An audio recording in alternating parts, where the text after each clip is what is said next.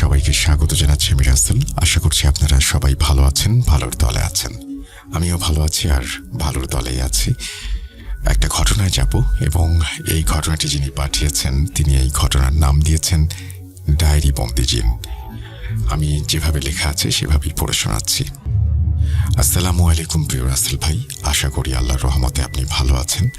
আমি সজীব শাহরিয়ার বলছি, টাঙ্গাইল জেলার ঘাটাইল উপজেলা থেকে। ঘটনাটা আমার এক কাছের বন্ধুর কাছ থেকে সংগ্রহ করা, আর ঘটনাটা তার এক বড় ভাইয়ের সাথে ঘটেছিল। আমার বন্ধু যেভাবে আমাকে বলেছে আমিও সেইভাবেই বলার চেষ্টা করছি। ভুল ত্রুটি হলে ক্ষমা সুন্দর দৃষ্টিতে দেখবেন। আমি ঘটনায় সবার ছদ্মনাম ব্যবহার করব, কারণ বিশেষ কারণে নাম এবং জায়গা উল্লেখ করতে পারছি না। আজকের ঘটনাটি কোনো গল্প নয়, এটি আমার বড় ভাই আকাশ ভাইয়ার জীবনে ঘটে যাওয়া এক ভয়ঙ্কর সত্য, এক লোমহর্ষক অভিজ্ঞতা যা তাকে প্রায় মৃত্যুর দ্বার প্রান্তে ঠেলে দিয়েছিল। প্রত্নতত্ত্বের ছাত্র আকাশ ভাই, যার উজ্জ্বল ভবিষ্যৎ নিয়ে সবাই আলোচনা করত, তাকে প্রায় 5 মাস পর যখন দেখলাম তখন মনে হলো আমি যেন অন্য এক মানুষকে দেখছি। সেদিন বিকেলে বাজারের উদ্দেশ্যে যাচ্ছিলাম। যাওয়ার পথে আমাদের গ্রামের সেই পুরনো ব্রিজটা পার হয়ে যেতে হয়। সেখানকার ইতিহাসেও এক অভিশাপ জড়িয়ে আছে। বাবার মুখে শুনেছিলাম 1998 সালের ভয়াবহ বন্যায় সেই ব্রিজটা খালের পানিতে ভেসে গিয়েছিল, যেন প্রকৃতি সেখানে তার ধ্বংসের স্বাক্ষর রেখে গেছে। পরে অবশ্য নতুন ব্রিজ হয়েছে সেখানে। যাই হোক, আমি ব্রিজ থেকে বেশ খানিকটা দূরে হঠাৎ দেখলাম আকাশ ভাই সেখানে পা ঝুলিয়ে বসে আছেন, ঠিক যেন তিনি আমারই অপেক্ষায় ছিলেন। তার হাতে জ্বলন্ত সিগারেট। দূর থেকে আমাকে দেখেই ডাক দিলেন, কিন্তু কাছে গিয়ে আমি তো হতবাক হয়ে গেলাম। এ কি দেখছি? আমার সেই সুদর্শন আকাশ ভাই। তার চেহারাটা যেন আগের তুলনায় অনেক বেশি কালো, নিষ্প্রাণ। চোখের নিচে গভীর কালো কালির দাগ, যেন তার আত্মা দীর্ঘ রাত জেগে অন্ধকারের সাক্ষী হয়েছে। তার দিকে তাকানো যাচ্ছিল না। যারা ভাইয়াকে চেনে তারা যে কেউ দেখলেই চমকে উঠবে। আমি যেন আকাশ থেকে পড়লাম। যে মুখ দেখলে সবাই মাশাল্লাহ বলতো, তার এই বিভৎস দশা। আতঙ্কিত কণ্ঠে জিজ্ঞেস করলাম, ভাইয়া তোমার এই অবস্থা কেন? চেহারার এ কি হাল হয়েছে তোমার, কিভাবে? আকাশ ভাই যে উত্তরটা দিলেন তা শুনে মনে হলো আমার হৃৎপিণ্ড কেউ যেন মুচড়ে ধরেছে। তার চোখে তখন এক অদ্ভুত উন্মাদ হাসি, আর কণ্ঠে এক গভীর শূন্যতা। সাদাব, আমি যে আজ তোর সামনে দাঁড়িয়ে কথা বলতে পারছি তার জন্য শুকরিয়া আদায় কর, বুঝলি? আমি হতবাক। তার এই কথাগুলো কেবল শব্দ ছিল না, এগুলো যেন ছিল এক বিভীষিকাময় স্বীকারোক্তি। দ্রুত বললাম, দাঁড়িয়ে আছো মানে? কিসের শুকরিয়া? কি বলছো এসব? আমি তো কিছু বুঝতে পারছি না। তখন আকাশ ভাইয়ের কণ্ঠস্বর আরো নিচু, আরো শীতল কণ্ঠে বললেন, সাদাব, তুই তো জানিস আমি প্রত্নতত্ত্বের ছাত্র। পড়াশোনার জন্য আমাকে অনেক গোপন, অনেক প্রাচীন জিনিসপত্র ঘাটাঘাটি করতে হয়। এমনই একটা কাজে গিয়েছিলাম, কিন্তু সেই কাজ যে আমার জীবনে এত বড় অভিশাপ নিয়ে আসবে তা জানা ছিল না। এটা আমার জীবনকে নষ্টই করে দিয়েছে। আল্লাহর রহমত এবং ইব্রাহিম হুজুরের ওসিলায় আজ আমি তোর সামনে দাঁড়িয়ে কথা বলতে পারছি। অন্যথায় হয়তো আমার দেহটা পিশাচের দখলে চলে যেত। আমি নির্বাক, হাঁ হয়ে শুধু শুনলাম। কি এমন ঘটনা ঘটেছে যা আকাশ ভাইয়ের আত্মাকেও গ্রাস করে নিতে চেয়েছিল? তারপর আবার আকাশ ভাই বলছেন, আমার ইউনিভার্সিটির মাস্টার্সের শেষের দিকে ডিপার্টমেন্টের স্যার আমাদেরকে কিছু বিষয়ে অ্যাসাইনমেন্ট করতে দিলেন।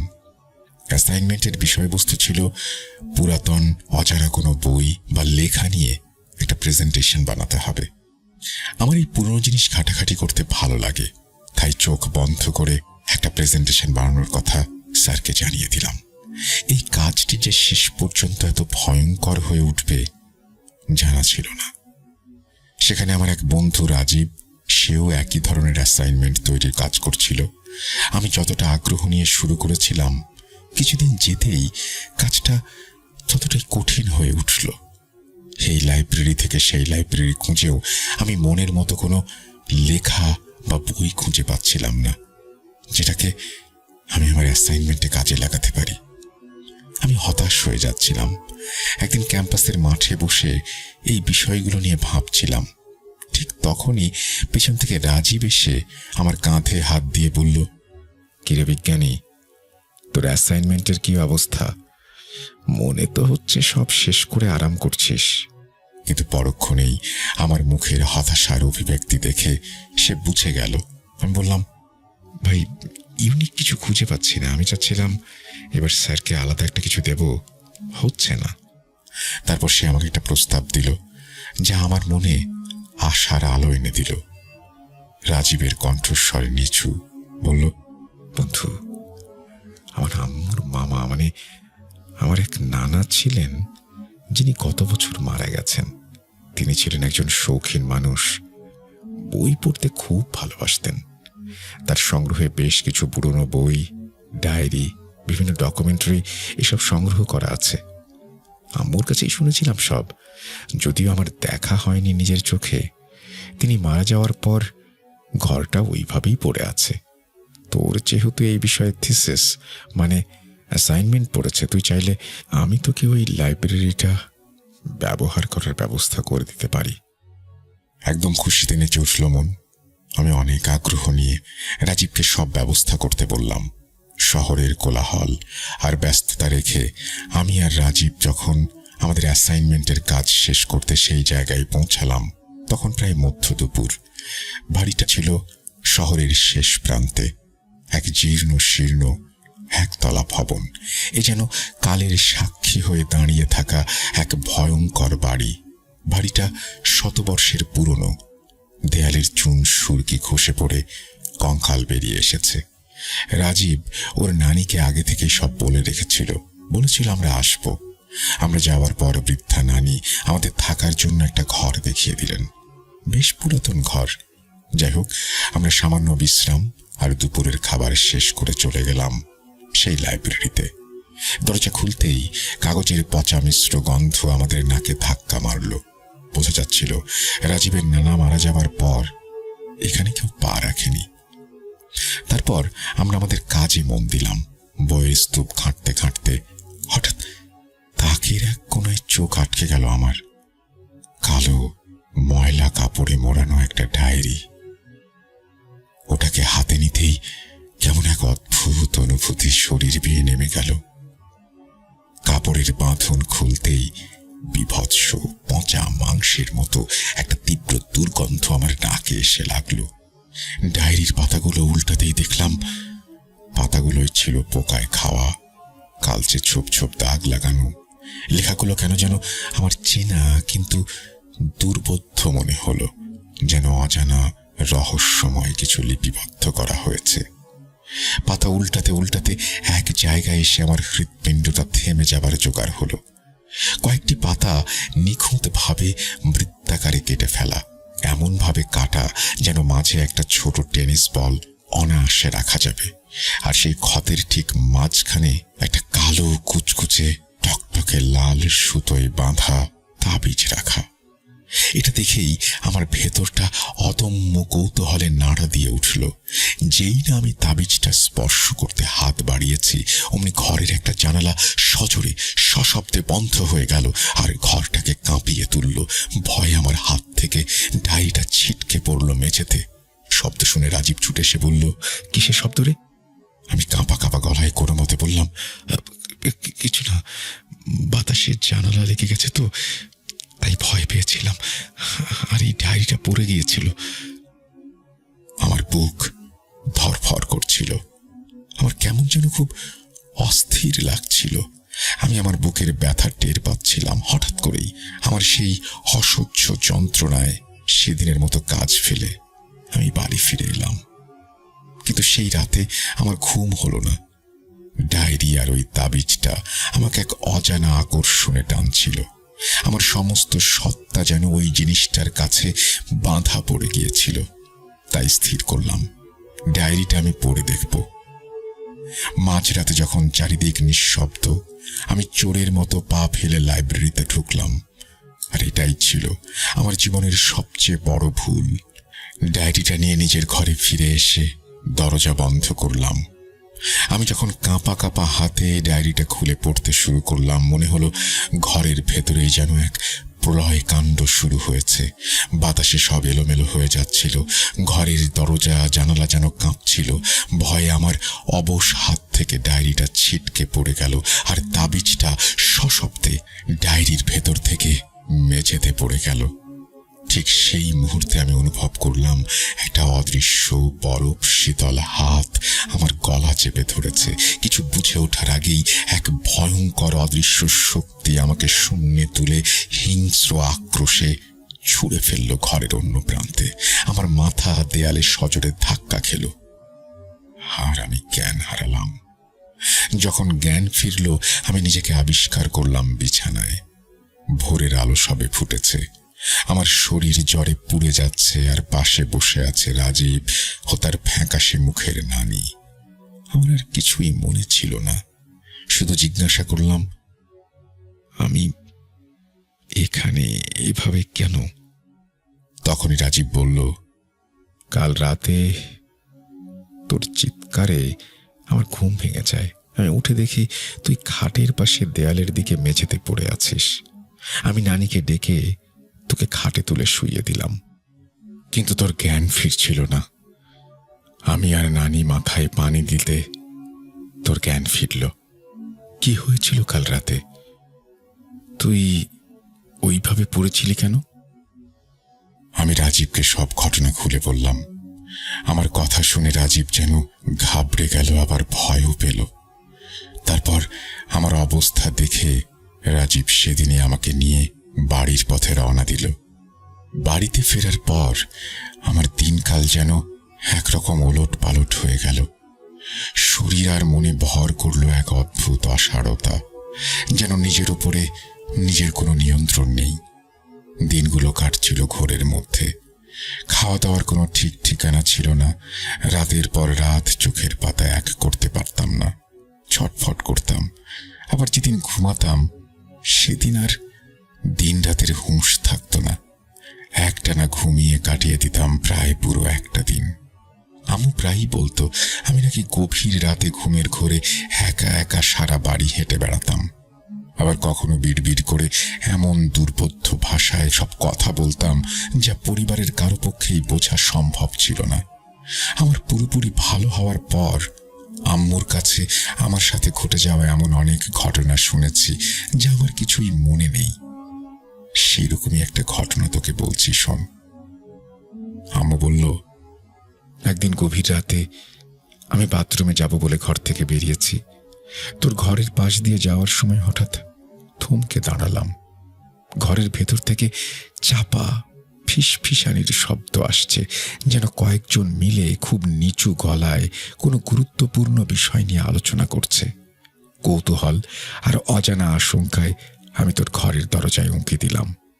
যা দেখলাম সেই দৃশ্য মনে পড়লে আজও আমার শরীর ভয়ে হিম হয়ে আসে। দেখলাম একটা অনেক লম্বা কুঁচকুঁচে ছায়ামূর্তি তোর বিছানার উপরে ঝুঁকে আছে, ঠিক তোর মুখের কাছে।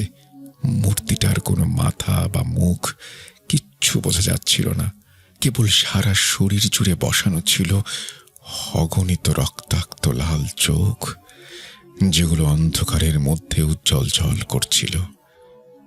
পায়ের দিকটা সাপের লেজের মতো লম্বা, মনে হচ্ছে লেজ দুলিয়ে সাঁতার কাটছে। তখন খুবই বাজে একটা আষ্টে গন্ধে আমার বমি পাচ্ছিল।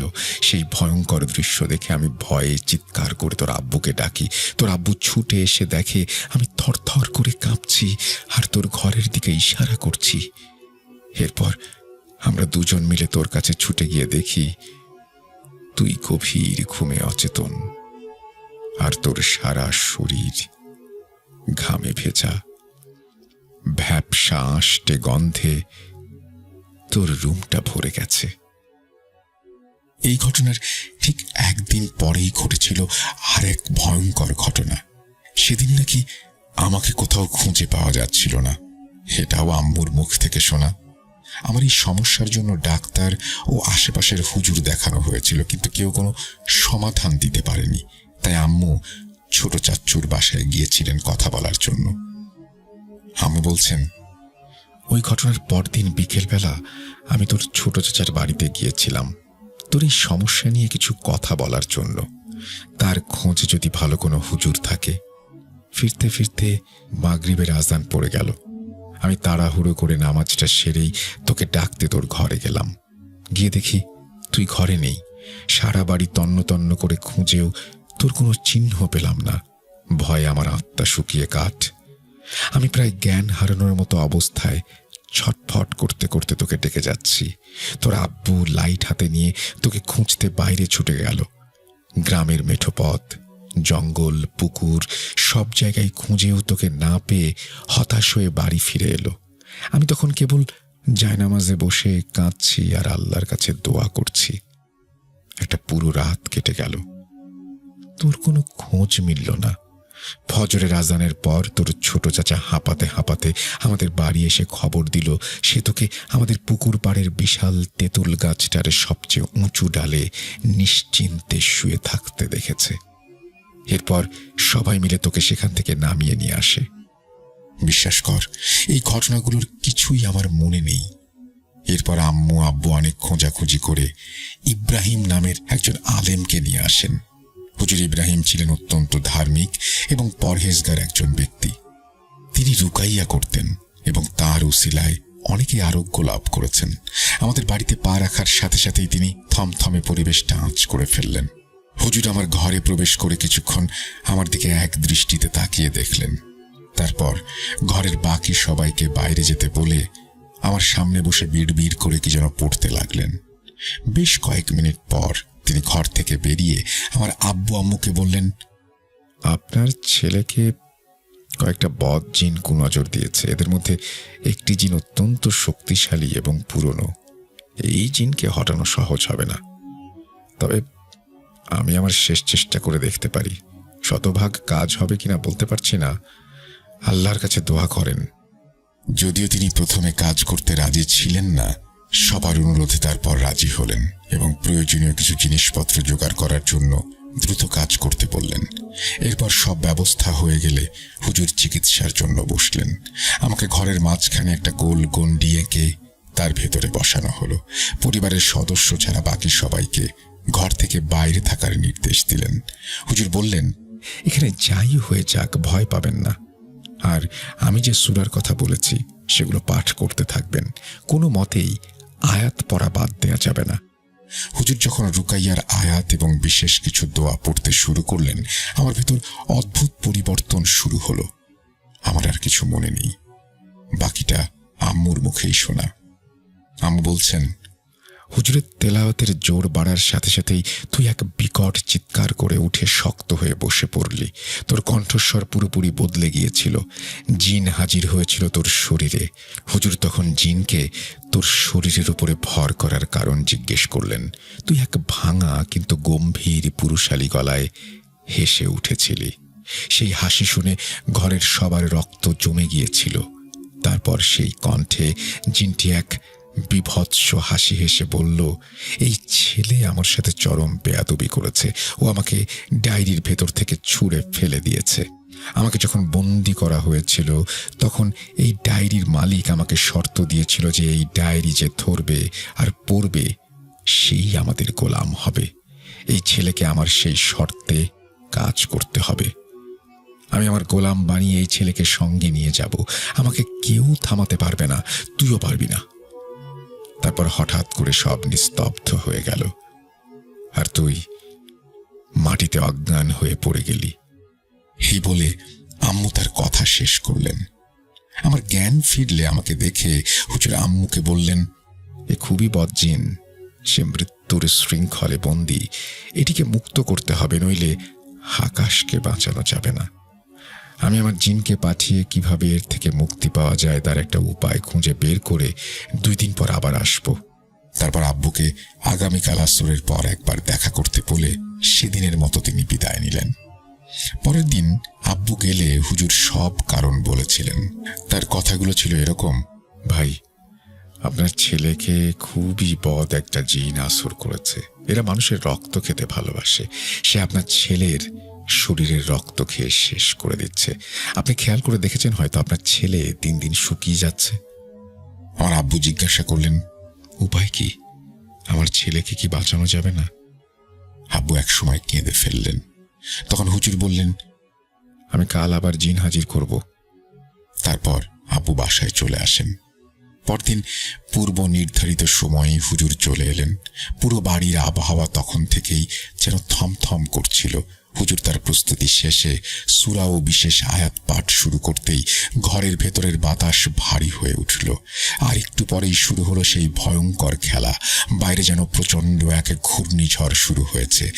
জানালা দরজা যেন ঠাস ঠাস করে কেঁপে উঠছে। যদিও একটু আগেও বাইরের আবহাওয়া ছিল একদম শান্ত। আম্মু এবং বাকিরা ভয়ে সিঁটিয়ে গেলেন, কিন্তু হুজুরের নির্দেশ মতো তারাও নিজেদের মতো করে সূরা পাঠ চালিয়ে যাচ্ছিলেন। এর পরের দৃশ্য আরো বিভীষিকাময়। হঠাৎ মনে হলো মাথার উপরে টিনের চালে যেন একদল অদৃশ্য ভারী পায়ের মানুষ উন্মত্তের মতো দৌড়াদৌড়ি শুরু করেছে। ঘরের ভেতর সেই শব্দের প্রতিধ্বনি যেন শির দাঁড়াবে ঠান্ডা স্রোতে নামিয়ে দিল। মুহূর্তের মধ্যেই আমার শরীর হিংস্রভাবে কাঁপতে শুরু করলো। আমার কণ্ঠস্বর ডুবে গিয়ে এক পুরুষালী কুৎসিত এবং বীভৎস হাসি ও আওয়াজে পরিণত হলো। সেই হাসি যেন শয়তানের উল্লাস। আমার আর কিছু মনে নেই।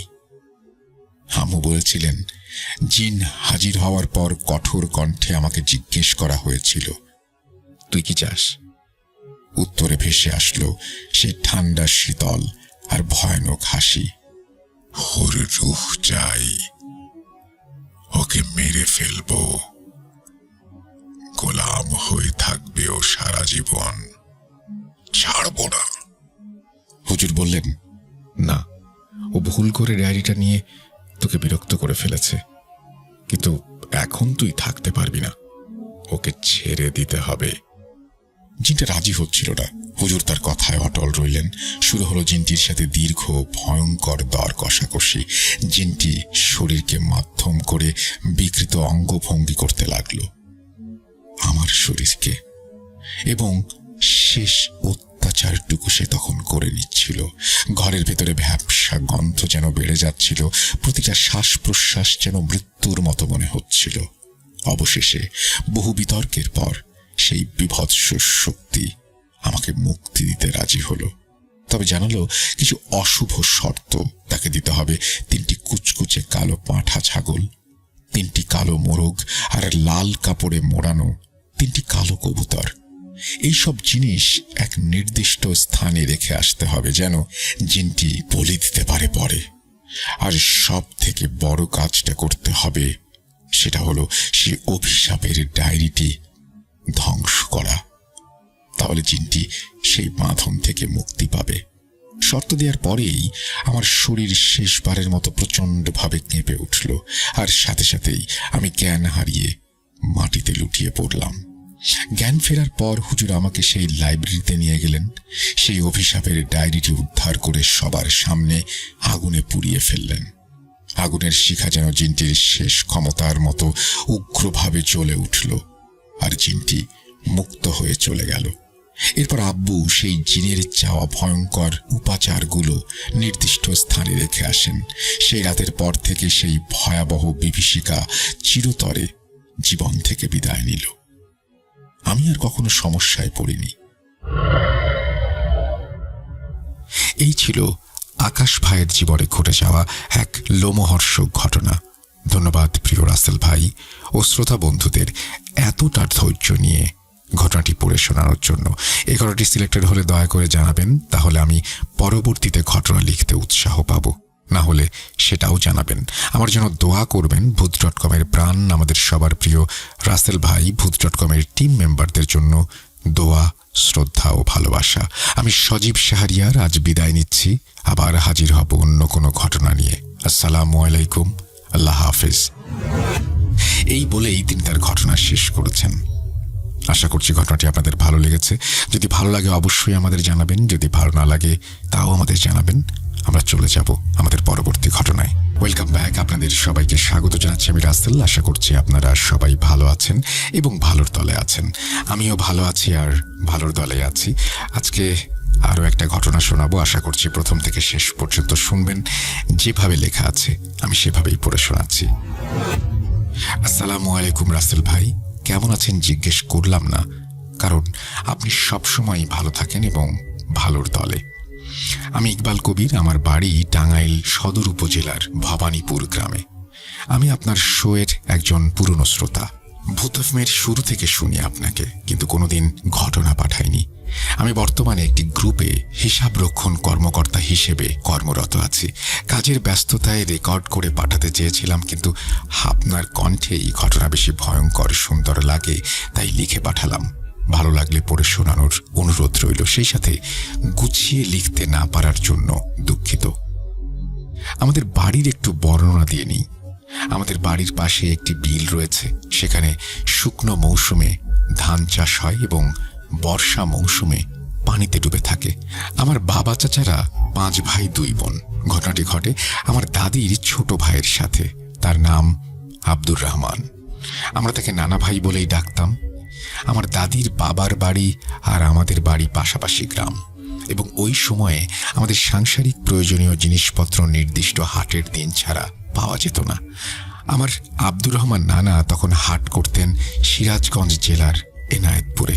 আমাদের গ্রাম থেকে যমুনা নদী পার হলেই সেই হাট। নদীপথে যেতেন সেখানে, এবং অনেক পথ পায়ে হেঁটেও হাঁটতে হতো। যাই হোক, ঘটনায় যাই। ঘটনাটি ঘটে 1970 দশকে।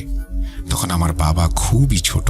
আমার দাদি সেদিন আমার বাবাকে সাথে নিয়ে তার বাবার বাড়ি যায়, অর্থাৎ আমার বাবার নানার বাড়ি।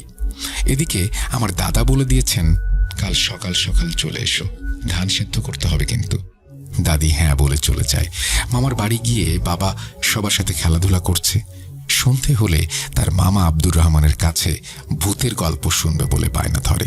তিনি অগত্যা রাজি হন এবং রাতের খাবার শেষ করে গল্প শুরু করেন। বলছেন আব্দুর রহমান, শোন তাহলে, এটা কোনো গল্প না, আমার সাথে ঘটে যাওয়া সত্য একটি ঘটনা। তোর নানা আমাকে সেদিন হাটে পাঠিয়েছিল একটা মাছ ধরা জাল কিনতে। এনায়েতপুরের হাটে জালগুলো খুব ভালো বলে। তো আমি সকালবেলায় বের হই। বাড়ি থেকে তো স্থলচর পর্যন্ত হেঁটেই যেতে হলো। সেখান থেকে নৌকায় হাটে গিয়ে জালও কিনলাম। জাল কিনে হাট থেকে বের হয়ে নদীর কাছে আসতে আসতে আসরের আজান দিয়ে দিল। নৌকায় উঠলাম, নৌকা ছাড়লো। আবহাওয়াও সুন্দর, আকাশ পরিষ্কার। নৌকায় আসতে আসতে বেশ কয়েকজনের সাথে পরিচয় হলো। এ কথা সে কথা বলতে বলতে নৌকা ঘাটে এসে পৌঁছালো। স্থলচর ঘাটে এসে পৌঁছাতে মাগরিবের ওয়াক্ত শেষ হয়ে গেছে। নৌকা থেকে নেমে সবাই হাঁটা দিলাম যে যার গন্তব্যের দিকে। সকলের বাড়ি এক এলাকায় হওয়ায় মাইল 2-3 আসার পর প্রায় সকলেই চলে গেল যার যার বাড়িতে। সব শেষে একজন ব্যক্তি ছিল আমার সাথে। তার বাড়ির কাছে আসলে সে বলল, ভাই, রাতটা আমার বাড়ি থেকে যান, সকালে যেন। বলে রাখা ভালো, সেখানে একটা কথা আছে। সেখান থেকে সেই নানার বাড়ি আসতে আমাদের ধলেশ্বরী নদী পড়বে। যদিও তখন নদীতে পানি ছিল না, মাঝে মাঝে একটু পানি হতো, এবং নদীতে বোরো ধান লাগানো হয়েছিল। না না ভাই, আমি চলে যেতে পারবো, কোনো সমস্যা হবে না। লোকটি অনেক জোরাজুরি করলো থাকতে এবং আমাকে বলল নদীতে রাতের বেলা নানা ধরনের বিপদ হতে পারে। আমি তার কথায় পাত্তা না দিয়ে তাকে বিদায় দিয়ে চলে আসি, এবং সেই সিদ্ধান্তটাই ছিল আমার সবচেয়ে বড় ভুল। তখন আমি একা, অন্ধকার রাত, বাতাসের সাঁই সাঁই শব্দ, নদীতে লাগানো বোরো ধানের পাতায় বাতাস লেগে এক অদ্ভুত পরিবেশ তৈরি হয়েছে। তখন রাত 10টার মতো বেজে গেছে। আমি হাঁটছি খুব দ্রুত। কিছুক্ষণ হাঁটার পর দেখলাম একটা সাদা ঘোড়া বোরো ধান খাচ্ছে। আমি মনে মনে বললাম, এত কষ্ট করে মানুষ ধান লাগিয়েছে, আর কোন ব্যাককেলে ঘোড়া ছেড়ে রেখেছে এখানে, আরেকজনের ক্ষতি করছে। তখন আমার মনের ভয়, ডর কিচ্ছু ছিল না। যাই হোক, কিছুক্ষণ পর দেখি আরো 2টি ঘোড়া একইভাবে ধান খাচ্ছে। আমার খুব রাগ হলো ঘোড়াগুলোর ওপর, কিন্তু কি করব, আমি একা, রাতের বেলায় যদি ধানওয়ালার উপকার করতে যাই আমার অনেক রাত হয়ে যাবে। আমি আবার হাঁটা দিলাম। সামনে এসে দেখি আরো কতগুলো ঘোড়া একইভাবে ধান খাচ্ছে, এবং ঘোড়াগুলোর দূরত্ব আগের ঘোড়াগুলোর দূরত্বের চেয়ে অনেক কম আমার থেকে। ঘোড়াগুলো একটু কাছাকাছি হওয়ায় আমি লক্ষ্য করলাম ঘোড়াগুলো ধান খাচ্ছে, কিন্তু তাতে ধানের কোনো ক্ষতি হচ্ছে না। অর্থাৎ দেখা যাচ্ছে ধান খাচ্ছে ঠিকই, কিন্তু নষ্ট হচ্ছে না। তখন আমার মনে সন্দেহ হলো যে এটা স্বাভাবিক কিছু না, আমার সাথে হয়তো খারাপ কিছু ঘটতে চলেছে। আমি সাথে সাথে বিড়ি ধরালাম এবং জোরে জোরে হাঁটা দিলাম। আমি জানতাম আগুন দেখে এসব জিনিস ভয় পায়, কিন্তু আমি বিড়ি ধরানোতে ঘোড়াগুলোর কোনো পরিবর্তন হলো না। আমি হাঁটতে থাকলাম এবং ভয়ে ভয়ে একটু পেছনে তাকিয়ে দেখলাম ঘোড়াগুলো আমার পেছন পেছন আসছে। তখন আমি সত্যি সত্যি অনেক ভয় পেয়ে গেলাম। আমার হাঁটার গতি আরো বাড়িয়ে দিলাম এবং লক্ষ্য করলাম ঘোড়াগুলো হাঁটার গতি বাড়িয়ে দিয়েছে। তখন আমি কি করব ভেবে পাচ্ছিলাম না। মনে হলো আজই হয়তো আমার শেষ দিন। কেন যে লোকটির কথা শুনে তার বাড়িতে রাত কাটালাম না। এখন আর ভেবে কি হবে। আমার চারিদিকে নদীর তলায় মাঝে মাঝে ছোপ ছোপ পানি এবং কিছু কিছু জায়গায় গভীর পানি। এখান থেকে সামনের গ্রামটাও বেশ খানিকটা দূরে। আমি যদি দৌড়ও দেই তবুও 10-15 মিনিট লাগবে। সেটা সম্ভব না। আজ আমার মৃত্যু নিশ্চিত। কিন্তু জীবনের মায়ায় জ্ঞান শূন্য হয়ে দৌড় দিলাম এবং ঘোড়াগুলো আমার সমান গতিতে আমার পেছন পেছন দৌড়ে আসতে লাগলো। আমি প্রাণপণে ছুটছি আর ঘোড়াগুলো আমার প্রাণ নেয়ার জন্য ছুটছে। আমার মনে যা আসছিল তাই পড়তে লাগলাম আর দৌড়াতে লাগলাম, কিন্তু আমি খেয়াল করলাম ঘোড়ার গতি আর আমার গতি সমান। বাস্তবে এটা সম্ভব নয়। মানুষের থেকে ঘোড়া কয়েক গুণ জোরে দৌড়াতে পারে। মৃত্যুকে সামনে দেখতে পাচ্ছিলাম আমি। সব থেকে ভয়ের ব্যাপার হলো ঘোড়াগুলো আমার দিকে তাকিয়ে তাকিয়ে দৌড়াচ্ছিল। কয়েক মিনিট পর আমার সামনে একটু আলোর ঝলকানি দেখতে পেলাম।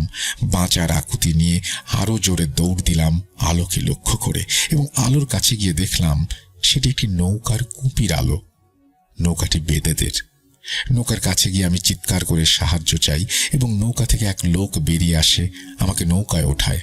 আমাকে নৌকায় উঠানোর সাথে সাথে ঘোড়াগুলো নৌকার কাছে এসে দাঁড়ায়। তাদের চোখগুলো ছিল আগুনের মতো জ্বলজ্বলে, মুখে একটা রাগান্বিত ভাব। এবং সব থেকে আশ্চর্য আর ভয়ঙ্কর ঘটনা ঘটে তখন। ঘোড়াগুলোর ভেতর থেকে মানুষের মতো কণ্ঠস্বর ভেসে আসে। তারা বলে পাড়ে নামিয়ে দিতে। লোকটি রাজি হয় না। যাই হোক, এক সময় বাঘ বিতণ্ডার পরে ঘোড়াগুলো সেখান থেকে চলে যায়। আমি সে রাতে ওই নৌকাতেই ছিলাম এবং পরদিন সকালে আমি বাড়িতে ফিরে আসি। এই বলে নানা তার ঘটনা শেষ করেন। ভাই, এটি একটি সত্য ঘটনা। এই ঘটনাটি যে স্থানের সেটি একটি নদীর চর। ওই চরে ঘটে যাওয়া এবং আমার জানা আরো অনেক ভয়ঙ্কর এবং সত্য ঘটনা আছে। পরবর্তীতে লিখে পাঠাবো। ভালো থাকবেন। ভূত.com দীর্ঘজীবী হোক। ওকে, ঘটনাটি আপনারা শুনলেন এবং ঘটনা সম্পর্কে যে কোনো মতামত আপনারা কমেন্ট সেকশনে লিখতেও পারেন। আমরা চলে যাচ্ছি আমাদের পরবর্তী ঘটনায়। Welcome back. আপনাদের সবাইকে স্বাগত জানাচ্ছি। আমি রাসেল। আশা করছি আপনারা সবাই ভালো আছেন এবং ভালোর তলে আছেন। আমিও ভালো আছি আর ভালোর তলেই আছি। আপনারা সবাই জানেন যে অচিনপুর আমরা সেই ঘটনাগুলোই প্রচার করি যে ঘটনাগুলো আপনার বন্ধু আপনার সাথে শেয়ার করেছে বা আপনারা একসাথে এক্সপেরিয়েন্স করেছেন। সেই রকম একটা ঘটনা শোনাবো। চলুন হারিয়ে যাই ভয়ের রাজ্য অচিনপুরে বন্ধুর সাথে। যেভাবে লেখা আছে আমি সেভাবেই পড়ে শোনাচ্ছি। আসসালামু আলাইকুম রাসেল ভাইয়া ও প্রিয় শ্রোতা বন্ধুরা, কেমন আছেন সবাই? আশা করি আল্লাহর রহমতে সবাই অনেক ভালো আছেন, সুস্থ আছেন। আমি সিফাত আলম আপনাদের সাথে নতুন একটি ঘটনা শেয়ার করার জন্য হাজির হয়েছি। আজকের ঘটনাটি আমার বন্ধুর বাবার এক আত্মীয়ের সাথে ঘটে। আপনারা সবাই জানেন সিফাত আলম এবং সাবিত আলম তারা রেগুলার আমাদের জন্য ঘটনা কালেক্ট করে পাঠান, কিন্তু আজকের এই ঘটনাটি তার নিজের, অর্থাৎ তিনিই শুনেছেন তার বন্ধুর কাছ থেকে। চলুন কথা না বাড়িয়ে আমরা শুরু করি। বেশি কথা না বাড়িয়ে সরাসরি চলে যাচ্ছি আজকের ঘটনায়। ঘটনার ভেতরের ভুল ত্রুটিগুলো ক্ষমা সুন্দর দৃষ্টিতে দেখবেন। বলছেন আমার বন্ধুর বাবা। আজ থেকে বেশ কয়েক বছর আগের কথা। ঢাকার এক অখ্যাত এলাকায় আমার এক আত্মীয়া বাস করতেন। সম্পর্কে তিনি আমার চাচি হতেন। তিনি বেশ গরিব ঘরের একজন মহিলা ছিলেন। তার স্বামীও মারা গিয়েছিলেন ঘটনার কয়েক বছর আগেই। আর 3 ছেলে 5 মেয়ে ছিল তার। এত বড় একটা সংসারের ভরণ পোষণ চালানোটা সত্যিই খুব কঠিন একটা কাজ ছিল তার জন্য। চাচি বেশি লেখাপড়া জানতেন না। তিনি শুধু এতটুকুই পড়েছিলেন যার মাধ্যমে শুধুমাত্র খবরের কাগজ আর বিভিন্ন বইপত্র পড়তে ও বুঝতে পারতেন। কিন্তু তার পড়ার ভীষণ শখ ছিল। কোনো বই, পত্রিকা বা ম্যাগাজিন হাতে পেলেই তিনি তৎক্ষণাৎ তা পড়ায় মগ্ন হয়ে যেতেন। বাচ্চাদের পেট চালানোর জন্য তিনি দিনে সেলাইয়ের কাজ করতেন, সন্ধ্যায় বাচ্চাদের কোরআন পড়াতেন, আর রাতভর পুরনো সব বই ও পত্রিকা পড়তেন। বই আর পত্রিকা পড়ার এই শখ যখন পাগলামির পর্যায়ে চলে গেল, তখন কেউ একজন তাকে পরামর্শ দিল, আপনি যে ওখান থেকে বইপত্র চেয়ে আনেন বা পুরনো কাগজপত্র সব কাগজওয়ালাদের কাছ থেকে কেনেন, তার চেয়ে বরং কিছু টাকা জমিয়ে যদি একটা ঠেলা গাড়ি করে পুরনো বই কিনে আনেন আর ঘরের একটা কামরায় একটা লাইব্রেরি বানিয়ে ফেলেন, তাহলে শুধু যে আপনার বই পড়ার শখই মিটবে তাই নয়, আপনার কিছু আর্থিক উপার্জনও হবে।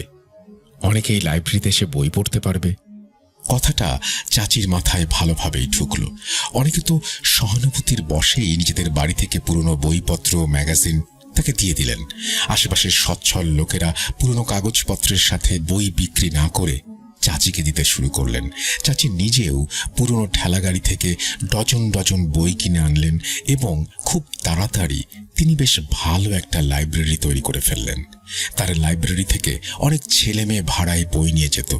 এভাবে খুব দ্রুতই চাচির একটা স্থায়ী আয়ের ব্যবস্থা হয়ে গেল।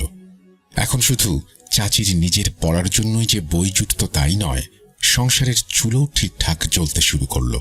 ধীরে ধীরে চাচি তার অন্য সব কাজ ছেড়ে দিলেন আর দিন রাত শুধু বই পড়তে লাগলেন।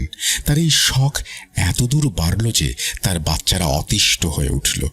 বেচারি মেয়েরাও ঘর সামলাতো, আবার বাইরে খাটুনিও করত, আর চাচিকে প্রায়ই দেখা যেত সারা দিন লাইব্রেরিতে বসে বুঁদ হয়ে আছেন। পড়ার পাশাপাশি বইয়ের পুরনো বাজার খুঁজে খুঁজে অতি পুরনো বই নিয়ে আসাও তার একটা সাংঘাতিক নেশা হয়ে দাঁড়িয়েছিল।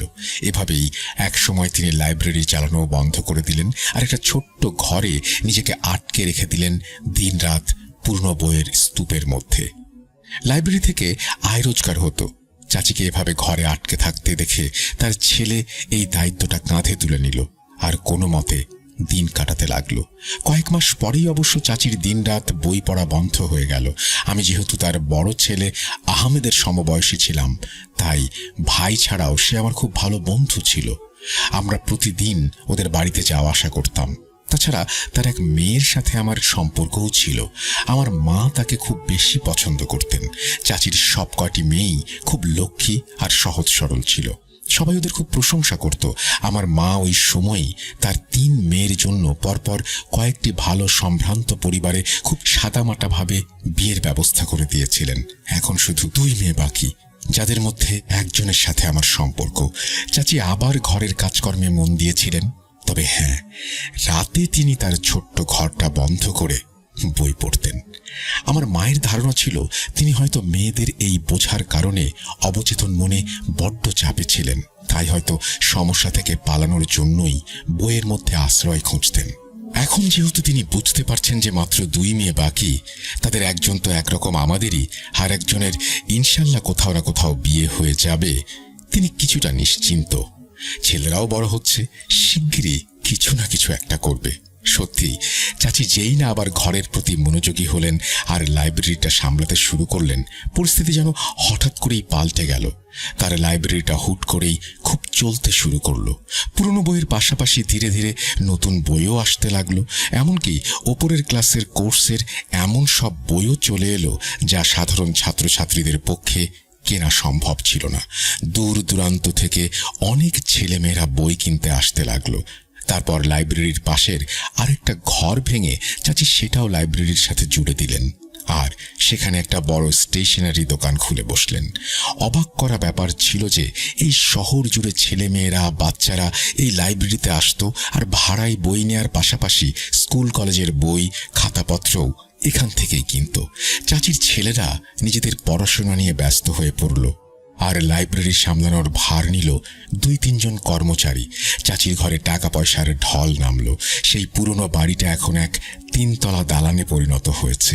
ঘরে প্রয়োজনীয় সব জিনিসপত্র চলে এসেছে। বড় ছেলে যে আমার বন্ধু ছিল, সে উচ্চ শিক্ষার জন্য আমেরিকা যাওয়ার প্রস্তুতি নিতে শুরু করলো। কিন্তু চাচি বললেন, আগে 2 বোনের বিয়ে দেই, তারপর যা। আরও একটা কথা বলে রাখি, চাচি বরাবরই বেশ কম কথা বলতেন, কিন্তু যখন থেকে তার ব্যবসা এভাবে বড় হলো, তিনি যেন কথাবার্তা বলা একেবারেই বন্ধ করে দিয়েছিলেন। খুব দরকার না পড়লে কথা বলতেন না, নইলে সারাদিন চুপচাপ থাকতেন আর রাতভর পড়তেন। তার পড়ার ধরনটা ছিল ঠিক এমন যে রাতভর তার ঘরের বাতি জ্বলত, দরজা বন্ধ থাকত।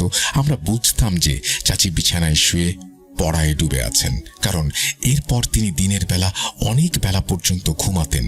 তাই চাচি যখন আহমেদকে যেতে বারণ করলেন, তখন আমাদের খুশির কোনো সীমা রইল না। খুব তাড়াতাড়ি বিয়ের প্রস্তুতি হয়ে গেল। কাকতালীয়ভাবে অন্য মেয়েটির জন্য একটা সম্বন্ধ চলে এলো। আর এটাও খুব কাকতালীয় ছিল, যে ছেলেটির সাথে বিয়ে ঠিক হচ্ছিল সে আমারই অফিসে কাজ করত। তার নাম মকবুল। আমাদের দুজনের বিয়ে শেষ পর্যন্ত একই দিনে সম্পন্ন হলো। চাচি বিয়েতে মন খুলে যৌতুক দিলেন, বরং বলা যায় যৌতুকের নামে পুরো একটা ঘরের সব আসবাবপত্র তিনি দিয়ে দিলেন। রান্নাঘর থেকে শুরু করে বসার ঘর পর্যন্ত ঘরটার সেরা সব জিনিসপত্রে ভরিয়ে দিলেন। বিয়ের পর আহমেদ আমেরিকায় চলে গেল। 2 ছোট ছেলেও বিশ্ববিদ্যালয়ে যেতে শুরু করলো, আর চাচি তার পুরনো ঢঙেই জীবন কাটাতে লাগলেন। বিয়ের বছরখানেক পার হয়েছে কি হয়নি, এমন সময়ে চাচি অসুস্থ হয়ে পড়লেন। অনেক দিন পর্যন্ত বোঝাই যায়নি তিনি অসুস্থ। তিনি জেনে শুনেই নিজের এই অসুস্থতা লুকিয়ে রেখেছিলেন, কিন্তু যখন অসুখটা বাড়াবাড়ি পর্যায়ে চলে গেল, তখন বাধ্য হয়ে তাকে ডাক্তারের কাছে যেতে হলো। আমি দেখতাম তার গায়ের রং কেমন ফ্যাকাশে হয়ে গেছে, আর তিনি কিছুই খেতে পারছেন না। আমার অনেক জোরাজুরিতে তিনি গেলেন ঠিকই, কিন্তু আস্তে করে বললেন, বাবা, যত বড় অসুখী হোক না কেন, আমাকে শুধু পড়া থেকে বারণ করো না। বই না পড়ে বেঁচে থাকা আমার পক্ষে সত্যি সম্ভব না। আমি তার এই কথা শুনে হাসলাম। ভাবতে লাগলাম যে কিছু কিছু লোকের বইয়ের প্রতি এমনই নেশা জন্মে যায়। আমি যখন তাকে ডাক্তার দেখালাম, তখন জানা গেল যে চাচির লিভারের ক্যান্সার হয়েছে এবং তা ইতোমধ্যেই বেশ ছড়িয়ে পড়েছে। অপারেশন করা সম্ভব ছিল না। জীবনের আর যে কটা দিন বাকি ছিল তা বিশ্রাম আর নিয়ম মেনে চলাতে হবে। আমি সেদিনই আহমেদকে আমেরিকায় ফোন করলাম। সে বোনদের বিয়ের পরপরই আমেরিকা চলে গিয়েছিল। মায়ের অসুস্থতার কথা শুনে সে খুব চিন্তিত হয়ে পড়ল। বলতে লাগলো, ভাই, মা সারা জীবন আমাদের জন্য অনেক কষ্ট করেছেন। আজ আমরা যা কিছু সব তার জন্যই। ডাক্তাররা যতই জবাব দিয়ে দিক, কিন্তু আমি মাকে আমেরিকায় নিয়ে আসব। এখানকার ডাক্তাররা অনেক দক্ষ। আমার এখানে এক বন্ধু ডাক্তার আছে, আর তার এখানে বেশ জানাশোনাও আছে। তুই শুধু মাকে পাঠিয়ে দে, আমি এখানে তার চিকিৎসা করাবো। আমি আমার স্ত্রীকে জানালাম আহমেদের এই পরামর্শের কথা। চাচির বাকি মেয়েরাও সবাই খুব চিন্তিত ছিল। সবাই বলল যে আহমেদ ঠিকই বলেছে, তাকে চিকিৎসার জন্য আমেরিকায় পাঠিয়ে দেয়া হোক। চাচি যখন এই সিদ্ধান্তের কথা শুনলেন, তিনি সরাসরি না করে দিলেন। তিনি মাথা চাপড়াতে লাগলেন আর চিৎকার করে বলতে লাগলেন, আমি কোথাও যাব না, আমি এখানেই থাকবো। আল্লাহ আমার কপালে যতদিন আয়ু লিখেছেন তা এখানেই শেষ হবে। আমি এখান থেকে কোথাও যাব না। পুরো বাড়ির সবাই একদিকে আর চাচির জেদ আরেক দিকে। কিন্তু চাচি আর কতক্ষণ বাধা দেবেন? শেষ পর্যন্ত তিনি একটা শর্ত দিলেন যে তিনি শুধু 15 দিনের জন্য আমেরিকা যাবেন, চেক আপ করিয়েই ফিরে আসবেন। সবাই সেই শর্ত মেনে নিল। ভাবল, একবার শুধু যান, তারপর তো আহমেদই সব সামলাবে। চাচিকে আমেরিকায় পাঠিয়ে দেয়া হলো। চাচির সব মেয়েরা বাড়িতেই ছিল। আমিও আমার স্ত্রীকে নিয়ে ওখানেই ছিলাম। ভেবেছিলাম চাচির ব্যাপারে কোনো খবর পেলে তারপর সবাই নিজের নিজের বাড়ি ফিরব। আমরা সবাই চাচির সেখানে পৌঁছানোর পর ডাক্তারের রিপোর্টের জন্য অপেক্ষা করছিলাম। এমন সময় সেই রাতে খবর এলো যে চাচি আমেরিকায় পৌঁছানোর সাথে সাথেই ইন্তেকাল করেছেন। ইন্না লিল্লাহি ওয়া ইন্না ইলাইহি রাজিউন। আর আহমেদ তার মরদেহ দেশে আনার জরুরি ব্যবস্থা করছে। বাড়িতে কান্নার রোল পড়ে গেল। আমার স্ত্রী তো কাঁদতে কাঁদতে প্রায় বেহুশ হয়ে পড়েছিল। আমি ফ্রিজ খুলে একটা পানির বোতল বের করতে গেলাম, কিন্তু বোতলটা তোলার বদলে সাথে সাথে হাত থেকে ফেলে দিলাম। পানির বোতলটা এত বেশি গরম ছিল যে আমার হাত পুড়ে গেল। কিছুক্ষণ তো আমি বুঝতেই পারলাম না কি হলো। পরে মনে হলো হয়তো কেউ ফুটন্ত গরম পানি বোতলে ভরে রেখেছে। তারপর যখন ফ্রিজ থেকে আরেকটা বোতল তুলতে গেলাম, সেটাও ঠিক ততটাই গরম ছিল। আমি আমার ছোট শ্যালককে ডাকলাম। সে সাফ বলল, পানি তো কেউ গরম করেনি। তবুও সে তার কান্নাকাটি করা বন্ধের জিজ্ঞেস করলো, ফ্রিজে গরম পানি কে রেখেছে? সবাই অস্বীকার করলো। কিছুক্ষণ পর আমার শ্যালক ফ্রিজ থেকে বরফ বের করতে চাইল, কিন্তু এমন মনে হলো যে সে যেন বরফের বদলে জ্বলন্ত কয়লা হাতে তুলে নিয়েছে। সে আমাকে ব্যাপারটা জানালো। আমি বরফ বের করার চেষ্টা করলাম। সত্যি ওটা দেখতে বরফের মতো হলেও ছুতে গেলেই ভীষণ গরম লাগছিল। এটা সত্যি রহস্যময়। একটু পরে ব্যাপারটা মানুষের কাছে একটা তামাশার মতো হয়ে গেল। সবাই ফ্রিজে রাখা বরফ আর পানির বোতল ছুঁয়ে ছুঁয়ে দেখছিল। আমি এমনিতেই পরীক্ষা করার জন্য একটা ডিম হাতে নিলাম, আর পর মুহূর্তেই সেটা ছেড়ে দিলাম। ডিমটা মেঝেতে পড়ে ভেঙে গেল। আমার আঙুলগুলো রীতিমতো যেন ঝলসে গিয়েছিল। আমরা যখন সবাই ফ্রিজের এই রহস্য নিয়ে ঘাঁটাঘাঁটি করছিলাম, ঠিক তখনই আমার শ্যালিকা বাচ্চাকে দুধ দেওয়ার জন্য রান্নাঘরে গেল। সে দুধের পাত্রটা হাত দিতেই চিৎকার করে উঠল। দুধ সব পড়ে গেল, আর সে নিজের হাত ধরে ছটফট করতে লাগলো। তার হাতে এত বেশি জ্বালাপোড়া করছিল, সে ঘাবড়ে গিয়ে পানির কল খুলে দিয়েছিল, কিন্তু পর মুহূর্তেই আবার চিৎকার করে হাত সরিয়ে নিল। কল থেকে ফুটন্ত গরম পানি বের হচ্ছে। সারা বাড়িতে একটা ভয়াবহ আতঙ্ক ছড়িয়ে পড়ল। বেশ কয়েকজন ব্যাপারটা পরীক্ষা করে দেখল, ভয়ে দৌড়ে পালালো কোনো কিছু করতে না পেরে। শুধু যে বাড়ির কলগুলো থেকেই ফুটন্ত পানি আসছিল তাই নয়, বরং যে জিনিসেই হাত দেওয়া হচ্ছিল সেটাই কেমন যেন প্রচণ্ড গরম লাগছিল। ঘরগুলোর আলমারিতে রাখা জিনিসপত্র নিজে থেকেই পড়তে শুরু করলো। মনে হচ্ছিল যেন কোনো একটা অদৃশ্য শক্তি তার প্রচণ্ড রাগ প্রকাশ করছে। আপনাদের একটা কথা বলে রাখি, চাচির বাড়িতে এতজন সদস্য থাকা সত্ত্বেও কেউই ঠিকঠাক নামাজ পড়তো না। আমার 3 চাচাতো ভাই শুধু ঈদের দিনে বা জুম্মার নামাজ পড়তে মসজিদে আসতো। মেয়েরাও কখনো নামাজ পড়তো না। এমনকি আমি নিজেও চাচিকে কখনো নামাজ পড়তে দেখিনি। কিন্তু আজ যেহেতু এটা একটা শোকের বাড়ি ছিল, তাই বাড়িতে কোরআন আর জায়নামাজ আনা হয়েছিল। কিছু লোক চাচির মাগফিরাতের জন্য কোরআন পড়ছিলেন। আসর আর মাগরিবের মাঝামাঝি সময় ছিল। অনেকেই মাগরিবের নামাজের জন্য প্রস্তুতি নিচ্ছিলেন। একটা ঘরে জায়নামাজ বিছানো ছিল, কিন্তু যেই আজান হলো আর লোকেরা সেই ঘরে নামাজ পড়তে গেল, সেখানে প্রচণ্ড তাপ অনুভব করলো তারা। সবাই উল্টো পায়ে ঘর থেকে বেরিয়ে এলো। যারা কোরআন পড়ছিলেন তারাও ভীষণ অস্থির হয়ে উঠল, কারণ মেঝেতে আর বসে থাকা যাচ্ছে না। কিছুক্ষণ পরেই ঘরের বাতিগুলো সব ফাটতে শুরু করলো। বাড়িটা অন্ধকারে ডুবে গেল, আর ছায়ার মতো কি সব অশরীরই সারা ঘরে ঘুরে বেড়াতে শুরু করলো। এটা কোনো বানানো গল্প নয়, বরং একটা বাস্তব ঘটনা, যা সেখানে উপস্থিত প্রত্যেকটা মানুষ দেখেছে, অনুভব করেছে। আর তারা সবাই আজও সেই দিনের ঘটনার সাক্ষী হয়েই বলবেন সেদিন কি হয়েছিল। লোকেরা এই ভয়াবহ পরিস্থিতি দেখে হুড়োহুড়ি করে দৌড় দিল। দেখতে দেখতে বাড়িটা খালি হয়ে গেল।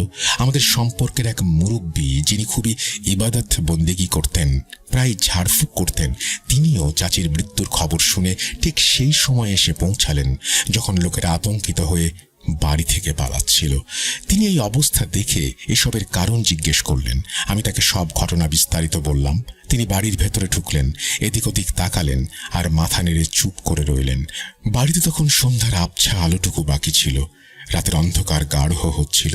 ওই মুরব্বী আমার কাছে 3-4টা মোমবাতি আনার জন্য প্রস্তাব দিলেন, আর আমাকে বাড়ির বাইরে দাঁড়িয়ে থাকতে বললেন।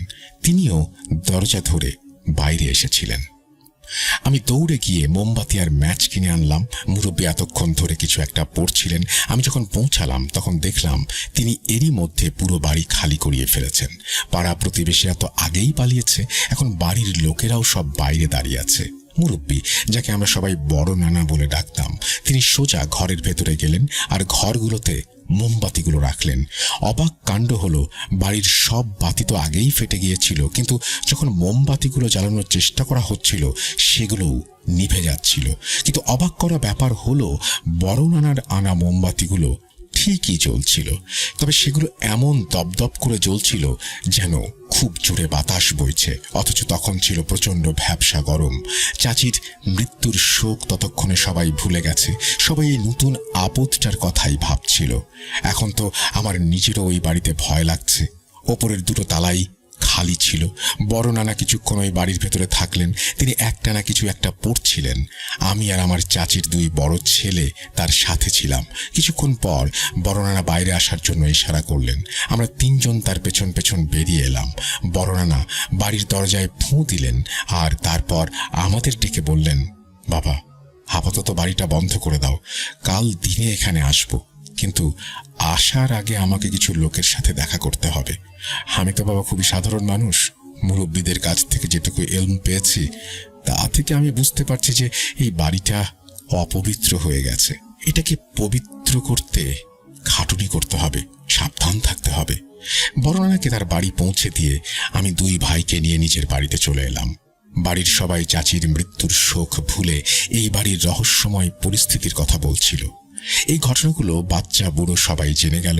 চাচির মৃত্যুর খবর শুনে যত লোক আসেনি তার চেয়ে অনেক বেশি লোক এখন এই অদ্ভুত আর রহস্যময় ঘটনা শোনার পর আমাদের বাড়িতে এসে ভিড় জমালেন। পরের দিন সকালে আমি আর চাচির দুই ছেলে বড় নানার বাড়িতে গেলাম। সেখানে গিয়ে জানতে পারলাম বড় নানা কাল রাতেই কোনো এক বুজুর্গের কাছ থেকে খবর নিতে গেছেন এবং এখনো ফেরেননি। ঘন্টা দুয়েক পর নানা এলেন এবং আমাদের জানালেন যে ওই বাড়িটা পাক করার জন্য একটা নির্দেশনা পাওয়া গেছে। একটা নতুন বালতিতে পানি ভরে কিছু আয়াত জাফরানের কালি দিয়ে সাদা কাগজে লিখে সেই কাগজগুলো বালতির পানিতে ভালোভাবে ধুয়ে নিতে হবে। তারপর সেই পানি বাড়ির দেয়াল আর মেঝেতে ছিটাতে হবে।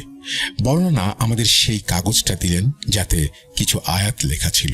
আমি আর চাচির দুই ছেলে সেই আয়াতগুলো জাফরান কালি দিয়ে সাদা কাগজে লিখলাম।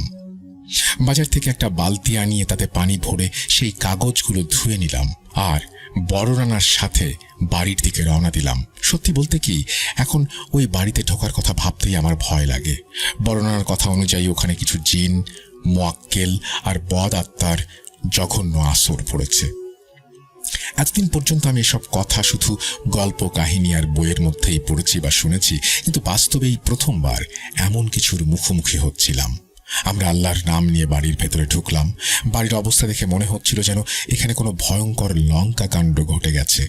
ঘরের প্রত্যেকটা জিনিস ওলট পালট হয়ে পড়ে আছে। পর্দাগুলো সব ছেঁড়া খোড়া, যেন কেউ সর্বশক্তি দিয়ে টেনে হিঁচড়ে নামিয়ে ফেলেছে। জায়গায় জায়গায় বাসন কোসন ভাঙা পড়ে আছে, বিছানাপত্র উল্টানো। প্রত্যেকটা জিনিস ঠিক কালকের মতোই আগুনের মতো গরম হয়ে আছে। কলগুলো থেকেও এখনো সেই রকম ফুটন্ত পানি বের হচ্ছে। খাবার দাবার যা ছিল সেগুলো থেকে এমন দুর্গন্ধ বেরোচ্ছিল যেন বছরের পর বছর ধরে পচছে। এছাড়া বাড়িটার মধ্যে একটা অদ্ভুত গুমোট ভুতুরে পরিবেশ ছিল। আমরা ভয়ে ভয়ে প্রথম ঘরটাতে ঢুকলাম। নানা নিজের হাতে এক মগ পানি ভরে দুটো দেয়ালের মাঝের কোণায় ঠেলে দিলেন। পানি পড়ার সাথে সাথেই মনে হলো যেন আমরা দাউ দাউ করে জ্বলতে থাকা আগুনে পানি ঢেলে দিলাম। আগুন নেভার মতোই একটা ছ্যাঁত করে আওয়াজ হলো আর সাথে সাথেই ঘরটা ধোঁয়ায় ভরে গেল। নানা আগেই আমাদের তিনজনের গলায় তাবিজ পরিয়ে দিয়েছিলেন। সেই তাবিজগুলোর জোরেই আমরা কিছুটা সাহস পাচ্ছিলাম, নইলে আমরা তিনজন তো ওখানে এক মুহূর্ত দাঁড়াতে পারতাম না।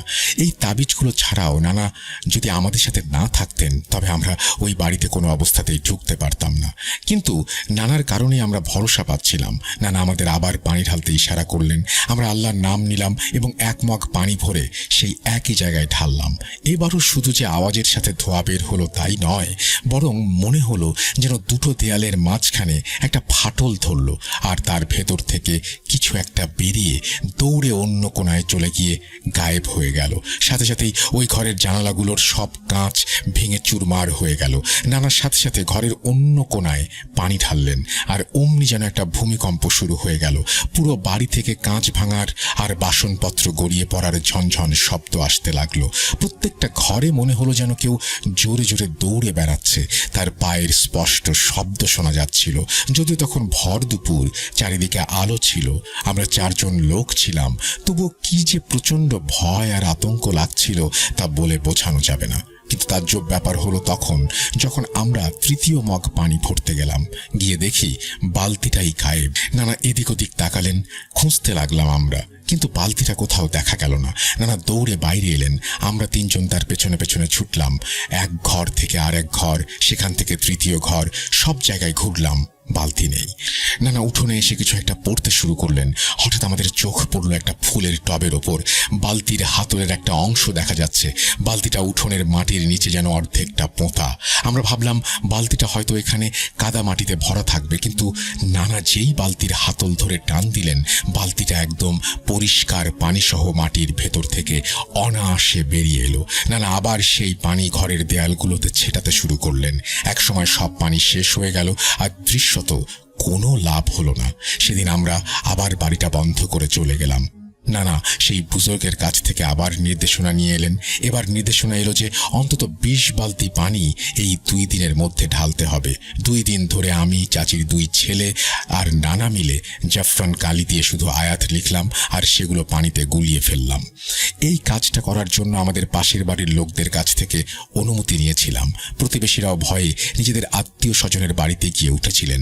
সেই বুজুর্গের নির্দেশ ছিল যে যখন সব ঘরের দেয়াল ঠান্ডা হয়ে যাবে ঠিক তখনই চাচির ঘরটা খুলতে হবে, তার আগে নয়। চাচির সেই ঘরটা, যেটাতে তিনি সব সময় পড়ায় মগ্ন থাকতেন, সেটা তালা দেয়া ছিল, আর চাচি নিজেই সেটা তালা দিয়ে গিয়েছিলেন। 2 দিন ধরে আমরা সেই অসহনীয় পরিবেশের মধ্যে এক নাগারে কাজ চালিয়ে গেলাম। ধীরে ধীরে দেয়ালগুলো থেকে ধোঁয়া ওঠা বন্ধ হয়ে গেল, আর ভাঙচুরের পরিমাণও কমে গেল। 19 নম্বর বালতিটা ঢালার পর নানা চাচির ঘরের তালাটা খোলার ব্যবস্থা করলেন, অর্থাৎ 20 নম্বর বালতিটা ভালো করে তৈরি করিয়ে সেই ঘরে ঢুকলেন। আমি এই প্রথমবার ঘরটা দেখলাম।